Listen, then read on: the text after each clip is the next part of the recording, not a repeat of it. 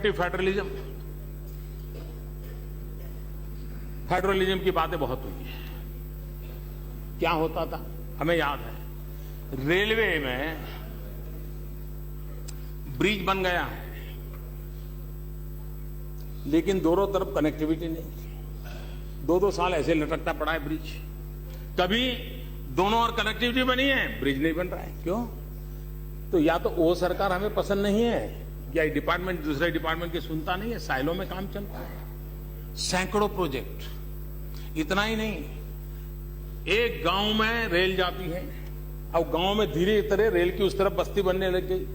अब पीने का पानी ले जाने की पाइप डालनी है, रेल वाले अड़ जाते हैं। 2-2 साल तक पाइप ले जाने की परमिशन नहीं देते थे। मुझे बताइए भाई, उसका क्या गुनाह? सरकार किसी की भी हो भाई, लेकिन उस गांव वाले का क्या गुनाह कि जो रेल के नीचे पाइप ले जाकर के बेचारे को दूसरी ओर पानी देना नहीं देते थे। हमने सरकार में आकर के पहला हुक्म मैंने किया कि ये जो इतनी चीजें उसको क्लियर करो, और मैं आज गर्व से कहता हूं हमने सबको क्लियर कर दिया। ये देखा नहीं कि वहां किस लेवल की सरकार बैठी है, नहीं देखा। विकास ऐसे होता है और इसलिए हमने उस दिशा में प्रयास किया है। हमारे यहां ये कुछ तो चीजें परमिशन में साहब, इतना सारी परमिशन रेलवे को मैंने सभी डिपार्टमेंट के साथ जोड़ दिया है। मैंने कहा है सब डिपार्टमेंट के साथ मिलकर काम करो, सभी राज्यों के मिलकर काम करो। रेल जा रही है, सारे लोग रुक जाए, ऐसा काम नहीं हो सकता है। हमने विकास की उस परिभाषा को लेकर के चले जाए और इसलिए कोऑपरेटिव फेडरलिज्म की मैं बात करता हूं तो उन राज्यों की समस्याओं को हमने एड्रेस करना चाहिए। हम वो ये किया वो किया नहीं किया उसके आधार पर देश नहीं चलता है जी। देश को आगे बढ़ाना है तो राज्यों को आगे बढ़ाना पड़ेगा।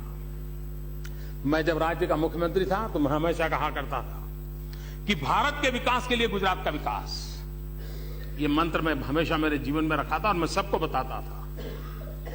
आज मैं कहता हूं कि देश को समृद्ध बनाने के लिए राज्यों को समृद्ध बनाना है,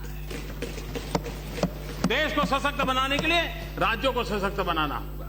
हम कल्पना कर सकते हैं, हमने आते ही ये खनिज रॉयल्टी वगैरह 1.5 गुना कर दिया। वो पैसा किसको जाएगा? राज्यों को जाएगा।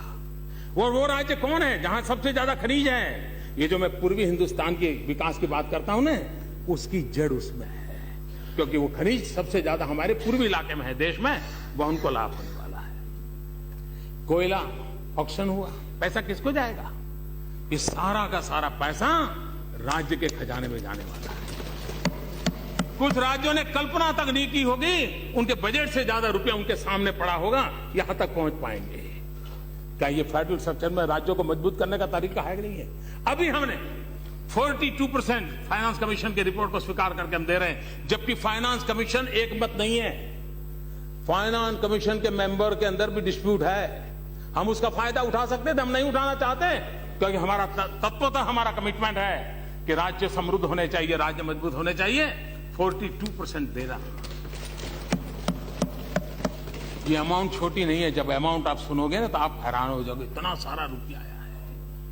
कुछ राज्यों के पास तो तिजोरी की साइज नहीं है, इतने रुपये रखने।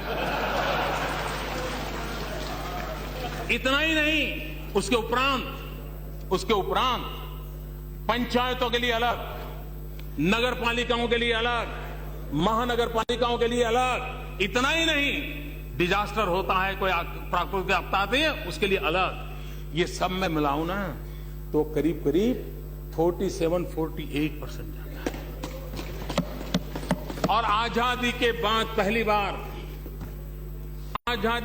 पहली बार ये जान करके आपको भी आनंद होगा और शायद उन राज्यों में बैठे हुए हमारे मुखियाओं को भी मैं कहता हूं, चाहे उनको भी ध्यान नहीं होगा।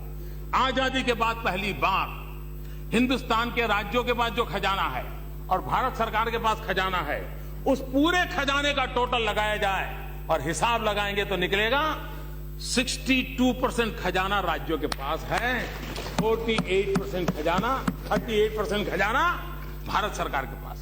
पहली बार देश में उल्टा क्रम हमने किया है कि दिल्ली सरकार का खजाना हमने कम किया है, राज्यों का खजाना भरा है। हमारा मानना है कि राज्यों को हमने ताकत बनाना चाहिए, राज्यों को विकास के लिए अवसर देना चाहिए और उस काम को हम कर रहे हैं। और राजनीति से परे होकर के कर रहे हैं। इसका दल उसका दल झंडे के रंग देख करके देश की प्रगति के निर्णय नहीं होते।